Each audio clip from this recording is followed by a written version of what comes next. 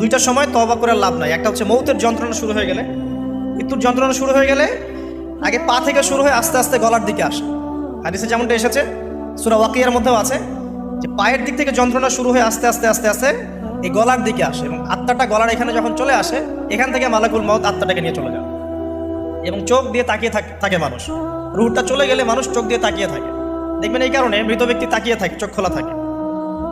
এবং তখন আসমান থেকে সিঁড়ি নামিয়ে দেওয়া হয়, ওই সিঁড়িতে করে আত্মা চলে যাচ্ছে, ও তাকিয়ে দেখে যে আত্মা চলে যাচ্ছে।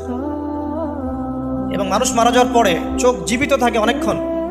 মেডিকেল সায়েন্স যারা পড়েছে তাদেরকে জিজ্ঞাসা করবে, মানুষ ডেড হয়ে গেলেও চোখ দেখবেন আরও কয়েক ঘন্টা, হয়তো আরও নির্দিষ্ট একটা সময় পর্যন্ত চোখটা কিন্তু জীবিত থাকে। এই জন্যে চোখ বন্ধ করে দিতে হয়। যাই হোক, যেটা বলছিলাম যে মৌতের যন্ত্রণা শুরু হয়ে গেলে তওবা করে লাভ নাই, তওবার দরজা বন্ধ। আর পশ্চিম দিক থেকে সূর্য উঠে গেলে তওবা করে লাভ নাই, তওবার দরজা বন্ধ।